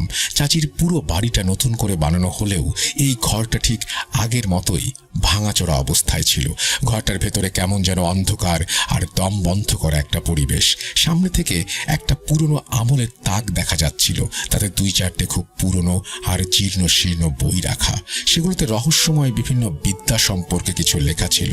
তাকটার পাশেই ছিল চাচির বিছানা। বিছানা সরিয়ে দেয়ালে পানি ঢালতে যেতেই সেখান থেকে একটা পুরনো খুলি আর কিছু হাড়গোড় বেরিয়ে এলো, যেগুলো নিঃসন্দেহে মানুষেরই হাড় ছিল। নানা তাড়াতাড়ি করে ঘরের 4 কোণায় আর দেয়ালে পানি ছিটিয়ে দিলেন। পানি ঢালার সাথে সাথেই বাড়িটা আরেকবার যেন ভূমিকম্পের মতো দুলে উঠল। এবার আর ভাঙচুর নয়, সোজা বাড়ির প্রত্যেকটা জিনিসে আগুন ধরে গেল। আমরা কোনো মতে বাইরে বেরিয়ে এলাম আর সেই জ্বলন্ত বাড়িটার দিকে তাকিয়ে রইলাম। অবাক করা ব্যাপার হলো, বাড়ির সব জিনিসপত্র পুরো ছাই হয়ে গিয়েছিল, কিন্তু যেগুলো চাচির পুরনো আমলের জিনিস ছিল, লাইব্রেরি বানানোর আগেও সেগুলো সব অক্ষত ছিল। আর চাচি অনেক কষ্ট করে কাজ করে নিজের হাতে যা কিছু বানিয়েছিলেন সেগুলো অক্ষত ছিল, পড়েনি। আগুন যখন পুরোপুরি নিভে গেল তখন নানা আমাদের সবটা বুঝিয়ে বললেন, তোমাদের চাচি পুরনো বইয়ের মধ্যে এমন কোনো বই পেয়েছিলেন যাতে সিফলি ইলম, যাকে বলা হয় কালো জাদু বা শয়তানি বিদ্যা, সেটা পেয়েছিলেন। চাচি শুধু সেই বিদ্যা পড়েই ক্ষান্ত হননি, সেটার উপর আমলও শুরু করেছিলেন। এই ব্যাপারে সে এক শয়তান সাধকের সাথেও যোগাযোগ করেছিলেন, যে কিনা এই বিদ্যায় পারদর্শী ছিল। তারপর তোমাদের চাচি তার শিষ্যত্ব গ্রহণ করেন একটা বড় ধরনের শয়তানি আমল থেকে। এই কারণেই তার স্বাস্থ্য দিন দিন ভেঙে পড়ছিল। কিন্তু সেই আমলটা শেষ হতে আর মাত্র কয়েক মাস বাকি ছিল, আর কয়েক মাস পার হলেই চাচি নিজেও এই বড় সিফলি বিদ্যার বিশেষজ্ঞ হয়ে উঠতেন। সে এই সমস্ত ধন সম্পদ আর বিলাসবহুল জীবন ওই কালো জাদুর মাধ্যমেই অর্জন করেছিলেন। আর ওই কালো জাদুর কারসাজিতেই বাড়িটা মুয়াক্কেল, জিন আর বদ আত্মাদের আস্তানায় পরিণত হয়েছিল। কারণ প্রত্যেকটা সিফলি আমলেরই নিজস্ব মুয়াক্কেল আর জিন থাকে। তার উপর এই বাড়িতে কখনো কেউ নামাজ বা কোরআন পড়েনি, কিন্তু যেই চাচির মৃত্যুর পর তার মাগফিরাতের জন্য কোরআন পড়া শুরু হলো, অমনি এই জিন, মুয়াক্কেল আর বদ আত্মাগুলো সব অস্থির হয়ে উঠল। আর দ্বিতীয় কারণটা হলো, চাচি ওই জিনিসগুলোকে নিজের আমল দিয়ে বশ করে রেখেছিলেন। যখন সেই আমলটা থেমে গেল তখন ওগুলো মুক্ত হয়ে গেল আর চাচির ঘর থেকে বেরিয়ে এসে পুরো বাড়ির দখল নিল। এসব শুনে আমরা সবাই হয়ে যাই। ভয়ে ভয়ে দুরু দুরু বুক নিয়ে আমরা বাড়ি চলে আসি। সেই রাতেরই ঘটনা, যেদিন চাচির বাড়িতে আগুন লেগেছিল সেদিন আমার বাড়িতেও আমার স্ত্রীর নিয়ে আসা যৌতুকের জিনিসপত্রগুলোতেও আগুন ধরে যায়। কারণ এই যৌতুকও চাচির ওই সিফলি বিদ্যার টাকায় কেনা। আমি প্রথমে ভেবেছিলাম হয়তো এটা কোনো সামান্য দুর্ঘটনা, কিন্তু পরে জানতে পারি ওই একই রাতে আমার ভাইরা মকবুলের বাড়িতেও আগুন লেগেছিল। কিন্তু আমরা দুজনেই শেষমেশ ঠিক করলাম যে এই বিষয়টা নিয়ে আর আলোচনা করব না, পাছে লোকে আবার আমাদের বাড়িতে আসতেও ভয় পায়। চাচির সেই বাড়িটা আজও পরিত্যক্ত অবস্থায় পড়ে আছে। না সেটা কেউ কেনে, আর না চাচির ছেলেরা সেটা মেরামত করার জন্য সেখানে থাকার পক্ষে। আসলে যারা এসব উল্টাপাল্টা আমল বা তন্ত্রমন্ত্র করে তারা তো নিজেরাই বরবাদ হয় না, তার সাথে পরিবারটাকেও বরবাদ করে যায়। আল্লাহ আমাদের সবাইকে হেফাজত করুন, আমিন। Welcome back. আশা করছি আপনারা সবাই ভালো আছেন এবং ভালোর দলে আছেন। আমিও ভালো আছি আর ভালোর দলে আছি। যেভাবে লেখা আছে সেভাবেই পড়ে শোনাচ্ছি। আসসালামু আলাইকুম রাসেল ভাই ও প্রিয় লিসেনার্স, আশা করি সবাই ভালো আছেন। আমার নাম আবির এবং বর্তমানে সাভারের গ্যান্ডা অঞ্চলে বসবাস করছি। আমি এর আগেও একটা ঘটনা লিখে পাঠিয়েছিলাম এবং হয়তো কোনো কারণবশত সেটা সিলেক্টেড হয়নি। এতে একটু মন খারাপ হয়েছিল, তবে আবারও নতুন উদ্যমে আরেকটা ঘটনা লিখতে বসলাম। ঘটনাটা আমার এবং আমার বন্ধুর সাথে ঘটা। বেশি কথা না বাড়িয়ে ঘটনায় যাওয়া যাক। সালটা ছিল 2016 বা 17। ক্যালেন্ডারে দিনটা ঠিক স্পষ্ট মনে নেই, নভেম্বরেরই কোনো একটা দিন। সেদিন আমাদের এলাকার আলেম সমাজের উদ্যোগে একটা ইসলামিক সমাবেশ আয়োজিত হয়েছিল এবং সেটা আমাদের বাড়ির পাশেই বাজারে অনুষ্ঠিত হয়েছিল। প্রসঙ্গত উল্লেখ করে রাখি, ঘটনাটা আমার গ্রামে ঘটা, যেটা সিরাজগঞ্জ জেলার সালঙ্গা থানায় অবস্থিত। ঘটনার দিন আমি এবং আমার 4 বন্ধু সন্ধ্যার পরেই খাওয়া দাওয়া শেষ করে চলে যাই আমাদের বাজারে। কিছুক্ষণ ঘোরাফেরা করার পর আমরা হাজারো লোকের ভিড়ে বসে পড়ি সমাবেশের ময়দানে। ঘুরতে তখন 10টা বা 10:30 হবে। তখন আমার এক ফ্রেন্ড প্রস্তাব দিল বাইরে বের হওয়ার জন্য। যেহেতু আমরা অনেকক্ষণ যাবৎ বসেছিলাম, তাই ভাবলাম একটু বাইরে ঘুরে আসি। তাই আমরা সবাই সমাবেশের ময়দান ছেড়ে বাজারের ভেতরে চলে আসি। সেই সময় থেকেই আমাদের মধ্যে 2-3 জন ধূমপানে অভ্যস্ত ছিলাম। যেহেতু গ্রামে আমাদের যথেষ্ট ভালো বলে জানতো, তাই আমরা বাজার এলাকায় ধূমপানের মতো ধৃষ্টতা করলাম না। এক বন্ধুকে সিগারেট কিনতে বলে আমরা বাজারের বাইরে চলে আসলাম এবং তাকেও সেখানে আসতে বললাম। কিছুক্ষণ পর আমার বন্ধু সিগারেট নিয়ে হাজির হলো, কিন্তু যেহেতু সেদিন সমাবেশ ছিল এবং সব জায়গাতেই লোকজনের চলাচল, তাই আমরা আশেপাশে কোথাও ধূমপান করতে পারছিলাম না। ফলে আমরা সবাই মিলে চলে গেলাম আমার বড় চাচার পরিত্যক্ত বিল্ডিংয়ে। পরিত্যক্ত এই কারণে বলছি, কারণ বাড়িটার কাজ তখনও শেষ হয়নি এবং প্রায় 4-5 বছর ধরেও কাজ বন্ধ ছিল। উপরন্তু ওই বাড়ি সম্পর্কে আমরা যথেষ্ট পরিমাণ ভৌতিক কাহিনী শুনতে পেতাম। যাই হোক, আমরা বাড়িতে পৌঁছাই, সবাই মিলে ছাদে উঠে গেলাম। সিগারেট শেষ করে সেখানে কিছুক্ষণ বসে থাকার সিদ্ধান্ত নিলাম। আকাশে তখন অর্ধচন্দ্র দেখা যাচ্ছিল এবং নভেম্বর মাস হওয়ায় অনেকটা কুয়াশার ভাব থাকায় স্পষ্ট কিছু দেখা যাচ্ছিল না। কিছুক্ষণ বসে থাকার পর আমি খেয়াল করলাম এই বিল্ডিংয়েরই পাশে একটা বাড়ির একপাশে ভাঙা দেয়াল থেকে একটা মেয়ে বেরিয়ে এসেছে। হঠাৎ চোখে পড়ায় একটু চমকে উঠে বাকিদের বললাম, দেখতো ওইটা কে? ও বলল, কই, কেউ তো নেই। আমি তাদের ভালোভাবে দেখিয়ে দিলাম। ব্যাপারটা ওদের নজরেও আসলো। তারপর একজন জিজ্ঞেস করে উঠল, কে কে ওখানে? প্রশ্ন শুনেই মেয়েটা যে পথ দিয়ে এসেছিল ভাঙা দেয়ালের সেই পথ দিয়েই আবার চলে গেল। আমরা এতে আশ্চর্য হইনি, কারণ আমরা জানতাম ওই বাড়িতে একটা পাগল মেয়ে আছে, হয়তো সেই বেরিয়ে এসেছে। আমরা বিষয়টি আমলে না নিয়ে ওখান থেকে চলে আসার সিদ্ধান্ত নেই। যেমন ভাবা তেমন কাজ। ওখান থেকে আমরা কিছুটা সামনে এগিয়ে এসে সিদ্ধান্ত নেই যে এখন আর সমাবেশে যাব না। তার থেকে বেটার আমরা বাড়িতেই একটা নারিকেল গাছ ছিল, সেখান থেকে কিছু ডাব চুরি করব। আমিও সায় দিলাম, কারণ আমাদেরই গাছ, কে কি বলবে। এই ভেবে যখন আমার এক বন্ধু কাছে উঠতে যাবে, তখন আমরা লক্ষ্য করি দূর থেকে কেউ একজন বিদেশি টর্চ লাইট নিয়ে হেঁটে আসছে। আমরা ভাবলাম লোকটা যেই হোক, সে চলে যাওয়ার পর আমরা আমাদের মিশন চালাবো। এটা ভেবে আমরা রাস্তা ধরে লোকটার উল্টো পথে হাঁটা শুরু করলাম। কিন্তু আমরা খেয়াল করছি আমরা যে পথে যাচ্ছি লোকটাও আমাদের পিছু পিছু একই পথে হাঁটছে। একরকম বিরক্ত হয়ে আমরা সামনে অবস্থিত একটা বাঁশঝাড়, যাকে আমাদের এলাকায় আড়া বলা হয়, সেখানে ঢুকে পড়ি। আড়াটা ছিল 2-2.5 বিঘের। পুরোটা বাঁশ তারা এতটাই ঢাকা ছিল যে সেখানে দিনের বেলাতেও অন্ধকার থাকতো এবং লোকজন সেখানে খুব একটা বেশি আসতো না। সেই আড়াতেই একটা আম গাছের সঙ্গে ফাঁসি নিয়ে একজন আত্মহত্যা করেছিল। রাতের বেলা নাকি সেখান থেকে কান্নার আওয়াজ ভেসে আসতো। তো আমরা উপায় না পেয়ে সেই আড়াতে ঢুকে পড়ি। ঢোকা মাত্রই মনে হলো আমরা যেন অন্য জগতে চলে এসেছি। জায়গাটা তুলনামূলক বেশি ঠান্ডা এবং চারপাশে ঘুটঘুটে অন্ধকার। সবচেয়ে অবাক করা বিষয় হলো যে আড়াটার চারপাশ থেকেই বাঁশ ছাড়ে ঘেরা।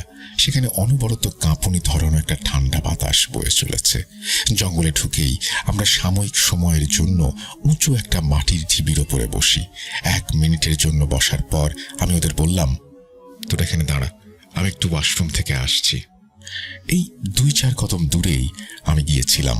30 সেকেন্ড পর আমি ওদের বললাম, চল এবার বেরোনো যাক, লোকটা হয়তো চলে গেছে। কিন্তু কারো কোনো সারা শব্দ নেই। আমি আশ্চর্য হয়ে ওদের চারপাশে খুঁজতে থাকলাম। আশেপাশে কারো অস্তিত্বও নেই। চারিদিকে ঘুটঘুটে অন্ধকার। ফোনের বাটন চেপে দেখি ফোনের ব্যাটারি শেষ। তখন আমি একটা বাটন ফোন ব্যবহার করতাম, যার কোনো ফ্ল্যাশ লাইট ছিল না। প্রায় 1 মিনিট খোঁজাখুঁজির পর আমি বিরক্ত হয়ে বললাম, থাক, তোরা মজা নিয়ে থাক, আমি চললাম আমার মতো। বলেই আমি বারবার ফোন অন করতে লাগলাম এবং অন হওয়ার সময় যে সামান্য আলো হয় সেই আলোতেই কোনো রকমে আড়া থেকে বের হয়ে অন্ধের মতো সামনে দিয়ে বাড়ি চলে এলাম। বলে রাখি, সেখান থেকে আমার বাড়ি খুব দূরে নয় এবং আমার বাড়ি থেকে আড়ার পেছনের অংশ স্পষ্ট দেখা যেত। আমি আমার বাড়িতে উঠে যাব, ঠিক সেই সময় আমার চোখ পড়ে আড়ার ওই পেছনের অংশে, যার একটু পশ্চিমে ছিল একটা নদী। দেখতে পেলাম সেখানে 3 থেকে 4 জন লাইট দিয়ে নদীর দিকে হেঁটে যাচ্ছে। আমি আমার বন্ধুরা হবে ভেবে সেদিকে যাওয়ার জন্য যখন পা বাড়াবো, তখনই আমার বাড়ির 4-5টা কুকুর আমাকে ঘিরে ধরলো, ঘেউ ঘেউ করতে শুরু করলো। আমি যতই সামনে যাওয়ার চেষ্টা করছিলাম, তারা ততই আমাকে ঘিরে ধরছিল, যেন বলছিল, যাই হয়ে যাক না কেন, আমরা তোমাকে ওদিকে যেতে দেব না। কিছুক্ষণ পর আলোগুলো হঠাৎ উধাও হয়ে যায়। তখন আমি একটু ভয় পাই এবং বাড়ি এসে শুয়ে পড়ি। বলে রাখি, নদীর ওই পাশটায় 40 থেকে 50 মিটারের ব্যবধানে 2টি তাল গাছ আছে। বলা হয়ে থাকে একটা বিশাল দেহী বাউল লোক হাতে একতারা নিয়ে ওই 2 তাল গাছে 2 পা দিয়ে দাঁড়িয়ে থাকে। রাতের বেলা তাল পড়ার শব্দ শুনে কেউ তাল কুড়োতে গেলে হাতে নিয়ে দেখতে পায় তালের বদলে চলে এসেছে মানুষের মাথার খুলি। এরকম অভিজ্ঞতা অনেকেরই হয়েছে বলে আমরা শুনেছি। যাই হোক, আমি শুয়ে শুয়ে ভাবছিলাম, ওরা আমার সাথে এমন করতে পারলো। মজা করার 1000 পদ্ধতি থাকতে পারে, কিন্তু এটা কেমন মজা? এসব ভাবতে ভাবতে একটু পর একটা ডাক শুনতে পেলাম। হ্যাঁ, এটা আমার বন্ধুর গলা। 3 বার ডাক দেওয়ার পর আমি উত্তর দিলাম, হ্যাঁ বল।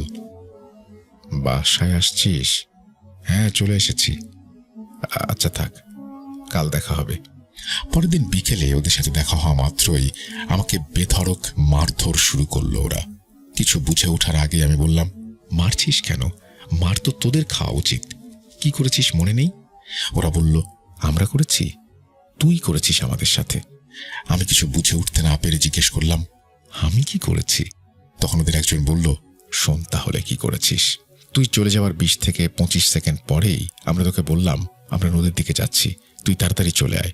খুব বেশি হলে 30 সেকেন্ড পর আমি দেখি তুই পিছনে নেই। আমরা তোকে খোঁজার জন্য পেছনে হাঁটা শুরু করলাম। দেখলাম যে লোকটা আমাদের পিছু নিচ্ছিল সে তখন ওই তাল গাছের নিচে তার লাইট নিয়ে এসে থামল। তার একটু পরেই আলোসহ গায়েব হয়ে গেল। এটা দেখে ভয়ে আমরা পুরো আড়া তন্ন তন্ন করে খুঁজলাম, কিন্তু তোকে পেলাম না। শেষমেশ ব্যর্থ হয়ে যখন আড়া থেকে বের হতে যাব, তখন আমাদের সামনে বিকট আওয়াজ করে একটা বাঁশ ভেঙে পড়ল। মুরব্বীরা বলেছিল, এভাবে কোনো বাঁশ বা গাছের ডাল সামনে পড়লে তার নিচে বা ওপরে কোনো দিক দিয়ে যাওয়া যাবে না, হয় উল্টো পথে যেতে হবে, না হলে পাশ কেটে যেতে হবে। আমরা উল্টো পথে যাওয়ার সাহস পাইনি, কারণ সেদিকেই রয়েছে সেই জোড়া তাল গাছ। দোয়া কালাম যা পারি পড়তে থাকলাম, কিন্তু সামনে যাওয়ার সাহস পাচ্ছি না। কিছুক্ষণ পর হঠাৎ বাঁশ সোজা হয়ে গেল। দেখি পাশ দিয়ে 2 জন মানুষ যাচ্ছে। আমরা সাহস পেয়ে দৌড়ে সেখান থেকে বের হয়ে আসি আর তোর বাড়িতে গিয়ে তোকে ডাক দেই। আমি অবাক হয়ে বললাম, তোরা 30 সেকেন্ড পরেই ফিরে এলি, আর আমি 1 মিনিট ধরে তোদের খুঁজলাম। আমার অঙ্ক মতে আমরা একই জায়গায় ছিলাম আর আমাদের দেখা হওয়ার কথাও ছিল, কিন্তু বাস্তবে আমাদের আর দেখা হয়নি। হিসাবটা আমি আজও মিলাতে পারিনি। যাই হোক, সেদিন সিদ্ধান্ত হলো যে আমরা আর বেশি রাত পর্যন্ত বাইরে থাকবো না। ঠিক সেদিন রাতেই আমার গার্লফ্রেন্ড আমাকে মেসেজ দিল এবং বলল তার পারিবারিক সমস্যার কারণে সে অনেক মানসিক অশান্তিতে আছে এবং আমার সাথে দেখা করতে চায়। আমি কোনোভাবেই তাকে বোঝাতে না পেরে তার বাড়ির পাশে যাওয়ার সিদ্ধান্ত নেই। গতদিনের ঘটনা মনে থাকলেও বন্ধুদের ডাকার সাহস হয়নি, কারণ তারা পরিষ্কার মানা করে দিয়েছে রাতে আর বের হবে না। আমার গার্লফ্রেন্ডের বাড়ি যেতে হলে নদী পার হয়ে যেতে হতো। নদীতে তখন পানি কম থাকলেও নৌকা দিয়ে পার হতে হতো। নদীর এপার থেকে ওপার পর্যন্ত দড়ি টানানো থাকতো এবং সেই দড়ি ধরেই নৌকা টেনে টেনে পার হতে হতো। আমি রাত 12টার দিকে একা একাই তার বাড়ির পাশে চলে গেলাম। দাঁড়িয়ে কথা বলছিলাম, তাকে সান্ত্বনা দিচ্ছিলাম। যেখানে দাঁড়িয়েছিলাম ওখান থেকে নদীটা পরিষ্কারভাবে দেখা যেত। আমি নদীর দিকে তাকিয়েই তার সঙ্গে কথা বলছিলাম। ঠিক সেই সময় দেখি একটা লোক নদীর পাড় বেয়ে নদীতে নেমে এলো। হালকা চাঁদের আলোয় একটা মানুষের আকৃতি অনেক স্পষ্টভাবেই বোঝা যাচ্ছিল। নদীতে নেমেই লোকটা পানিতে ডুব দিল। আমি তাকিয়ে দেখছি আর কথা বলছি। কিছুক্ষণ পর হঠাৎ করে মনে হলো যে লোকটা ডুব দিয়েছে, সে আর ওঠেনি। এমনি তার কোনো চিহ্নও নেই। আমি ভাবলাম হয়তো লোকটার কিছু একটা হয়ে গেছে, তাই সে আর পানি থেকে উঠতে পারেনি। আমার দেখা উচিত বিষয়টা, কিন্তু আমার গার্লফ্রেন্ডকে তো নিয়ে যাওয়া সম্ভব নয়। তাই তাকে বাড়ি পাঠিয়ে দিয়ে আমি সেদিকে হাঁটা শুরু করলাম। খানিক দূর এগোনোর পরেই মনে হলো লোকটার যদি কিছু হয়ে গিয়ে থাকে তাহলে সে তো লাফালাফি বা ছাপাছাপি করত, কিন্তু এমন কিছু তো দেখলাম না। তাহলে কি পথ ভুলে হাঁটছি? হ্যাঁ, হয়তো ভুল পথেই হাঁটছি। গতদিনের কথাটা হঠাৎ মাথায় নাড়া দিল, আর এগোনোর সাহস পেলাম না। পথ পাল্টে চলতে লাগলাম ঘাটের দিকে। নৌকা নেই, কেউ একজন অপর পাড়ে নিয়ে গেছে। এত রাতে একটাই উপায়, বন্ধুদের কল করা। অনেক চিন্তা ভাবনা করে উপায় না পেয়ে তাদের কল দিয়ে আসতে বললাম। একটু বকাবাজি করে তারা বলল সবাই এক হয়ে আসবে, ততক্ষণ আমাকে একাই থাকতে হবে। ঘাটের ওপরেই কয়েকটা বাড়ি থাকায় খুব একটা ভয় কাজ করছিল না। তবে পাশেই ছিল শ্মশান ঘাট। বারবার ওইদিকে চোখ পড়তেই ঘাটে কেমন শিরশির করে উঠছিল। 15 থেকে 20 মিনিট পর বন্ধুদের উপস্থিতি টের পেলাম। তারা নৌকায় উঠে দড়ি টানা শুরু করলো। আমি স্বস্তির নিঃশ্বাস ফেললাম। এবার এসে আমাকে বলল নৌকায় উঠতে। আমি উঠে পড়লাম এবং তারা রীতিমতো আমায় বকাবকি শুরু করলো। আমি তাদের সমস্ত পরিস্থিতি বুঝিয়ে সব কথা খুলে বললাম, কিন্তু তাদের বিশ্বাসের অনেকটাই অভাব। তারা আমায় বোঝালো যে সেটা আমার মনের ভুল, গতকালকের একটা রেশ এখনো থেকে গেছে। আমি বিষয়টা মেনে নিলাম, কারণ আমরা যতগুলো বন্ধু নৌকাতে ছিলাম সবাই ছিলাম প্রচুর সাহসী। আমাদের সবার এক এক কবরস্থান বা শ্মশানের পাশ দিয়ে রাতের বেলায় চলাচলের অভ্যেস আছে। হঠাৎ নদীর মাঝখানে আমাদের থেকে কিছুটা দূরে পানিতে একটা বিকট শব্দ হলো। আমরা সবাই তাকালাম। তারপর যা দেখলাম তা আজও চোখে ভাসে। প্রায় 10 ফিটের মতো ব্যাসার্ধ নিয়ে একটা গোলাকার জায়গায় বিশাল ঢেউ সৃষ্টি হয়েছে এবং সেখানে কালো আকৃতির একটা বিশাল বস্তু পানির নিচে নেচে বেড়াচ্ছে। মনে হচ্ছে কেউ একজন নিজের চুল ছেড়ে দিয়ে পানিতে ভেসে বেড়াচ্ছে। আমরা সবাই যে যার মতো দোয়া কালাম পড়তে থাকি এবং 2-3 জন মিলে দড়ি টানা শুরু করি যাতে তাড়াতাড়ি পৌঁছতে পারি। অবশেষে পাড়ে আসলে এক দৌড়ে আমরা সবাই বাড়ি চলে আসি এবং সেদিন রাতেই আমরা সবাই একসাথেই কাটাই। আমরা এই ঘটনা কারোর সাথে শেয়ার করিনি, কারণ বাড়ি থেকে জানতে পারলে আমাদের রাতে বাইরে যাওয়া বন্ধ হয়ে যেত। এখনো আমরা বাড়ি গেলে সবাই রাতের বেলা সেই তাল গাছ তলা বা সেই ঘাটের পাড়ে বসে আড্ডা দেই, কিন্তু কোনো দিন ওই রকম ঘটনা আর ঘটেনি।